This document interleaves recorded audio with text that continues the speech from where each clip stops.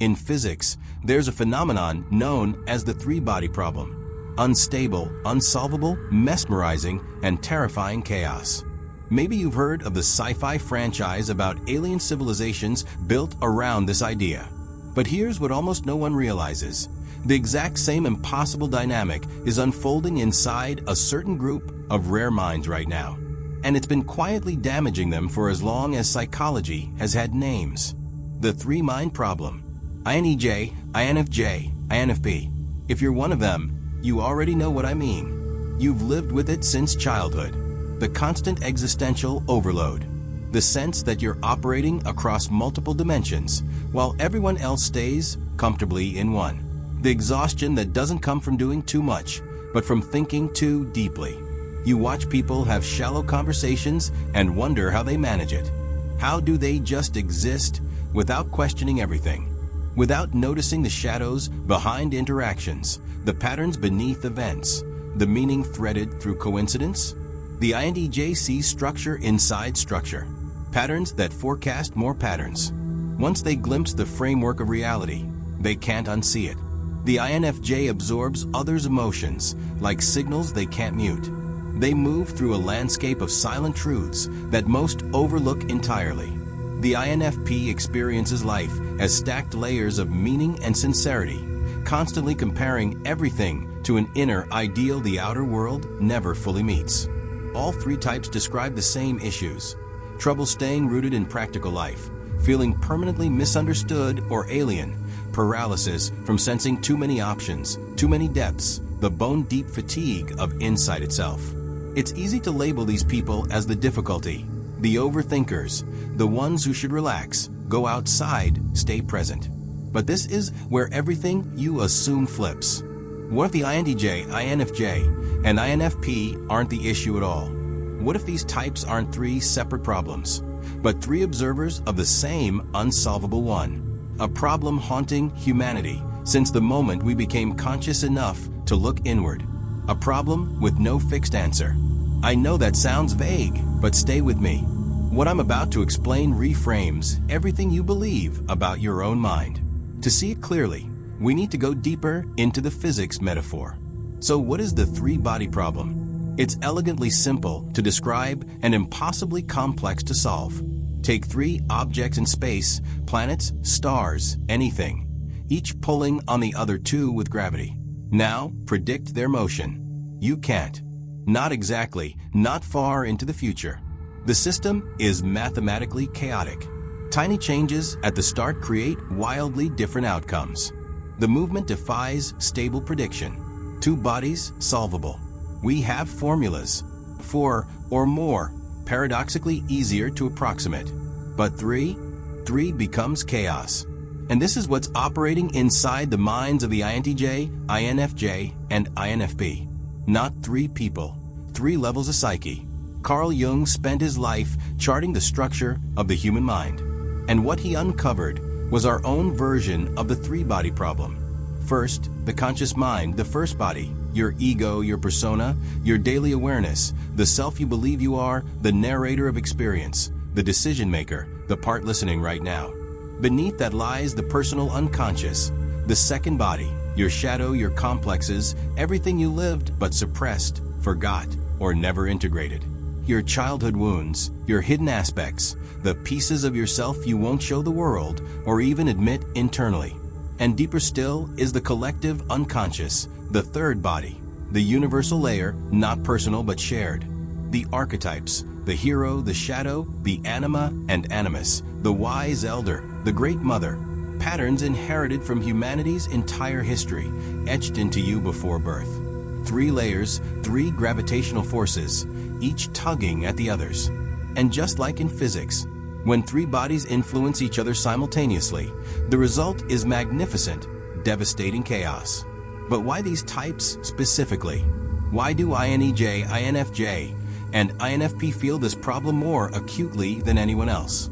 Because of how their minds function. Their dominant processes, introverted intuition for INTJs and INFJs, introverted feeling for INFPs. Don't keep them at the surface. These are descent mechanisms, deep-sea vessels, functions that pull them downward whether they want to go or not. Most people stay mostly in the conscious layer, occasionally dipping into the personal unconscious, almost never touching the collective. These three types move among all three constantly, not by decision, by design, which means they don't simply encounter the three-body problem. They inhabit it. And living inside it means something very specific, something most people never confront. Keep going, because I'm about to walk you into the chaos itself. So let me show you how this chaos actually appears. In a three-body system, stability doesn't exist. No fixed orbit, no equation predicting where things will be in 10 steps, let alone 100. The psyche works the same way. When all three layers activate and interact, the next outcome becomes unpredictable. You can't command it. You can only observe the chaos and steer through it. A tiny disturbance in one layer sends ripples through the other two. Those ripples rebound. They grow. They collide with one another. What begins as a faint murmur in the collective unconscious can erupt into a full-blown roar in your conscious mind. Let me show you a clear example of how this unfolds. Imagine you're an INFJ and you suddenly realize something about yourself, maybe in therapy, through journaling, or at the end of a painful relationship. You uncover a shadow trait. Let's say buried rage. You've always viewed yourself as gentle, empathetic, calm, yet now you can't deny it anymore. There's anger inside you. Old, raw, powerful anger. That's your conscious mind taking in new information. First body, engaged. But that recognition immediately sinks into your personal unconscious.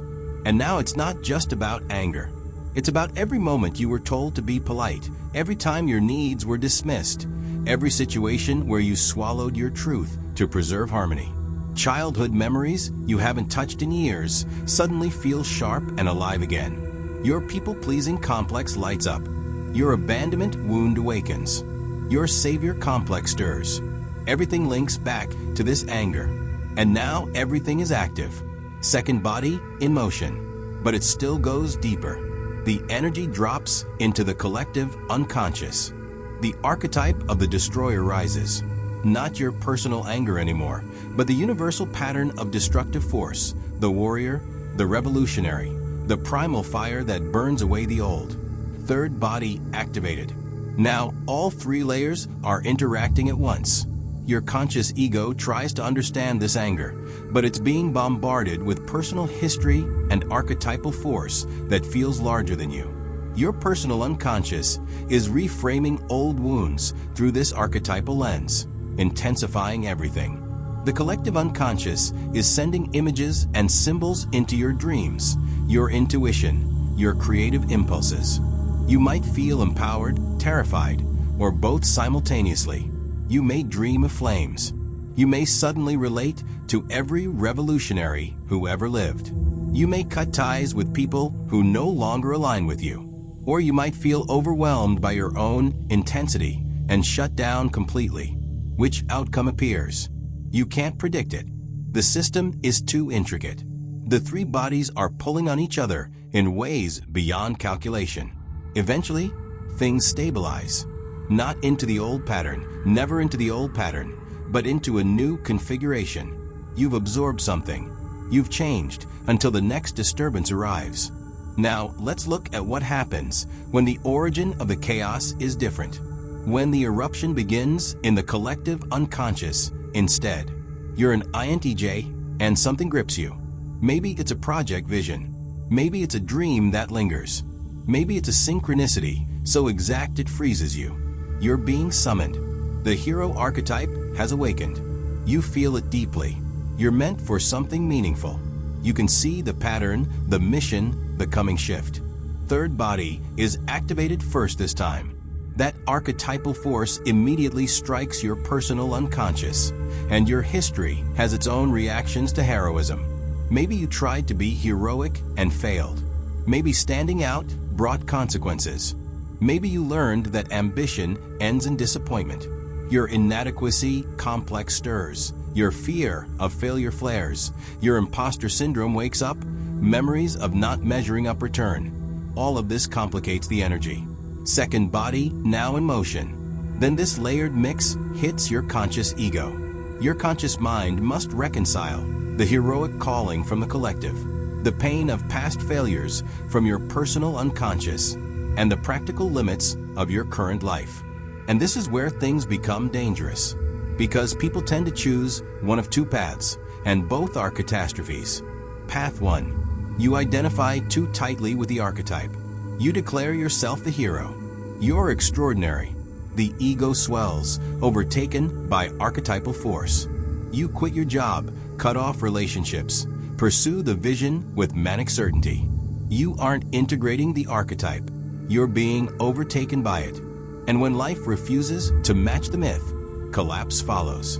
Depression. The hero flips into the victim. You've moved from one archetypal extreme straight into its opposite. Or path 2. You let the wounds dominate. The call feels too vast, too dangerous. Your past failures convince you you're not heroic material. Your conscious ego sides with the personal unconscious against the collective.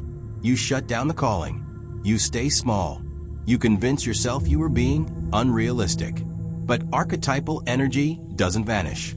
It sinks. It turns into bitterness, into depression, into the aching sense that you're betraying your own potential. 3 bodies, 3 competing truths, all tugging at you. Which do you follow?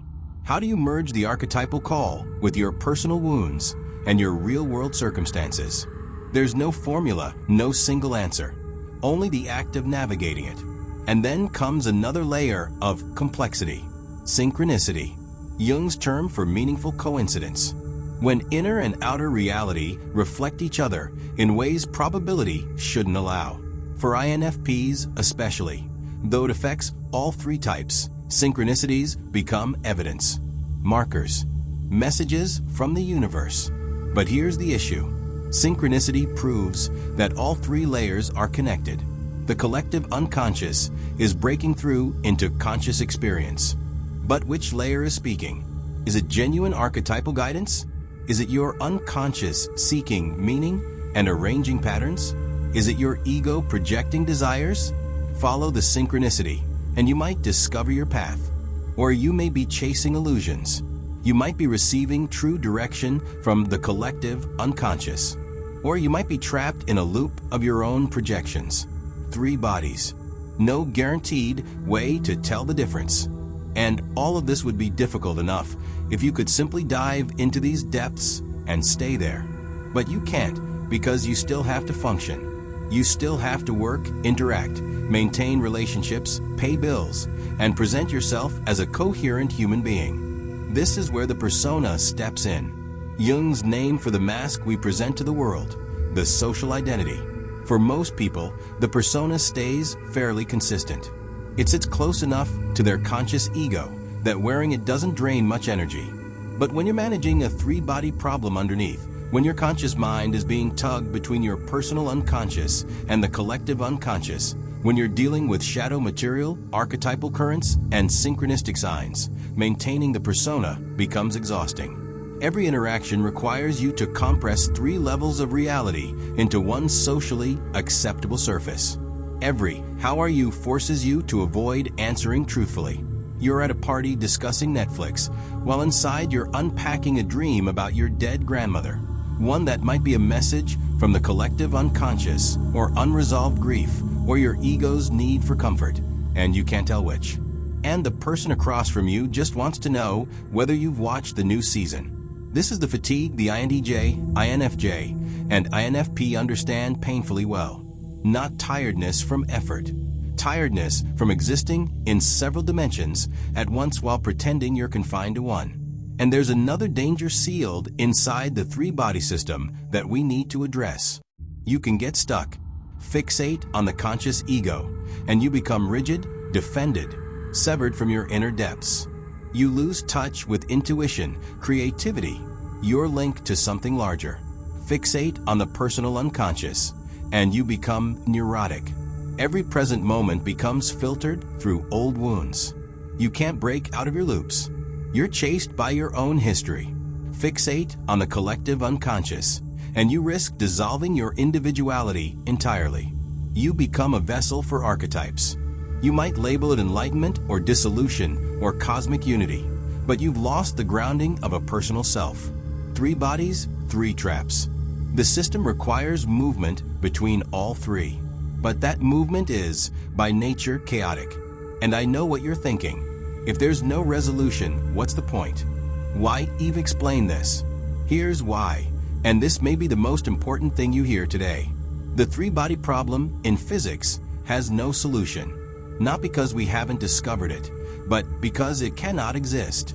Mathematicians and physicists have demonstrated this. The system is intrinsically chaotic.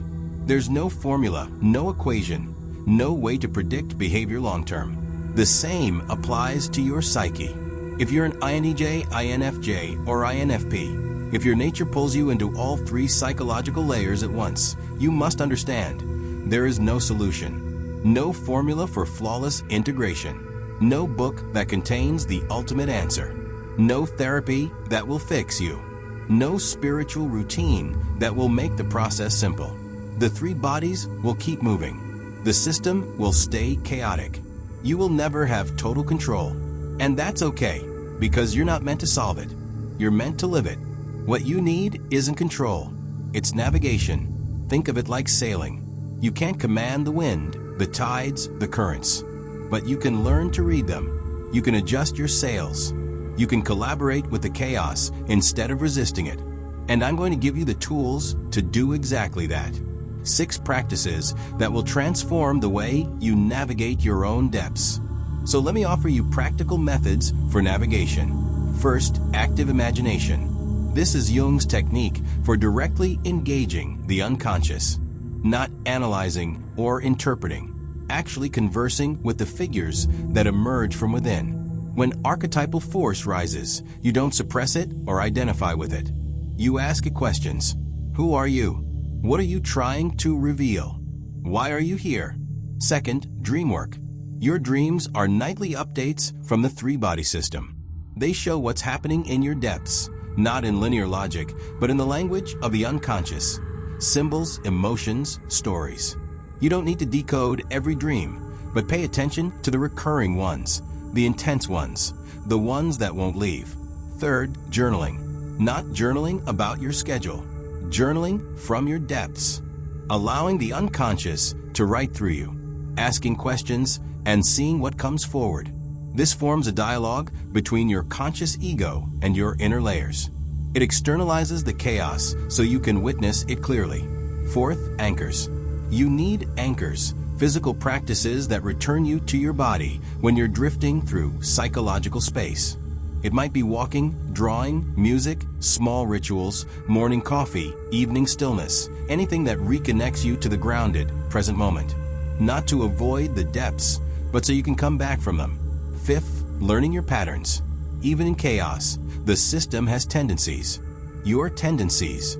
The triggers that pull you into your personal unconscious. The moments when archetypal energy tends to rise.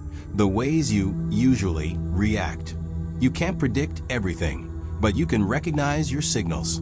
Oh, I know this sensation. I'm sinking into my rejection wound. Here's what usually helps. And sixth, community.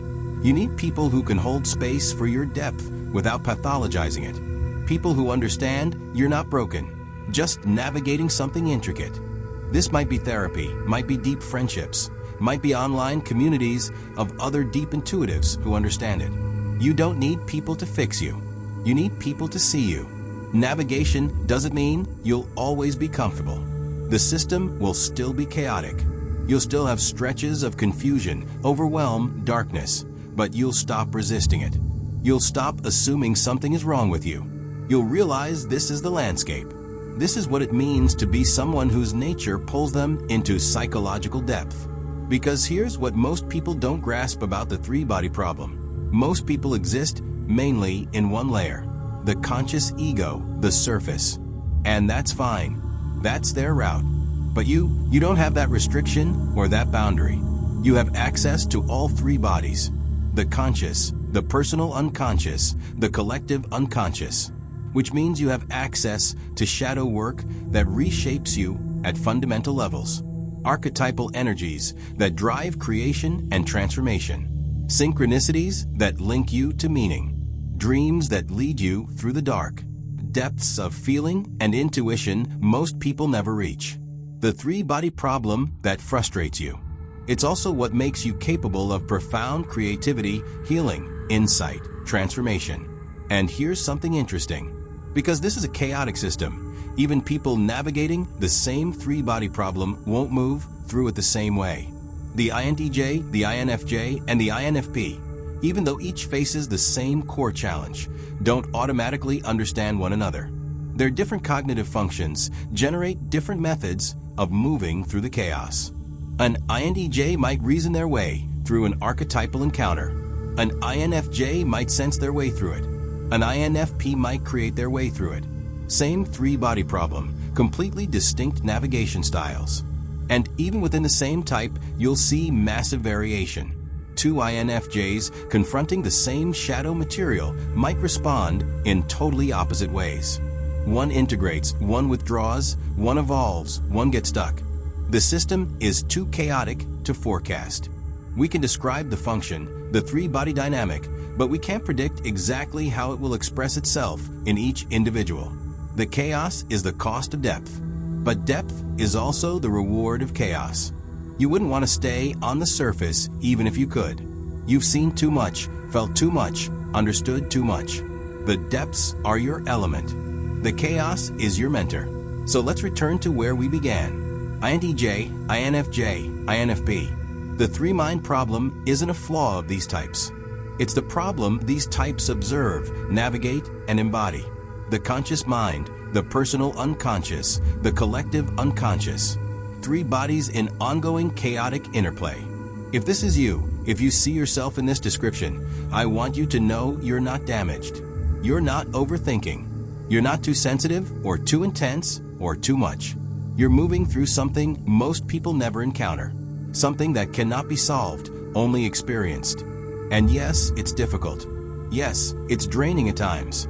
Yes, you'll wish you could be simple. But you're not simple. You're deep. And that depth, that fierce, beautiful, chaotic depth is your offering to the world. The three-mind problem isn't a flaw. It's a feature of consciousness itself. Welcome to the chaos. If this resonated with you, I'd love to hear your own experience with the three-mind problem. Leave a comment below and make sure to subscribe so you don't miss what's next. This is Wisdom and Happiness, where rare minds explore the luminous depths of Jung psychology. Thanks for going deep with me.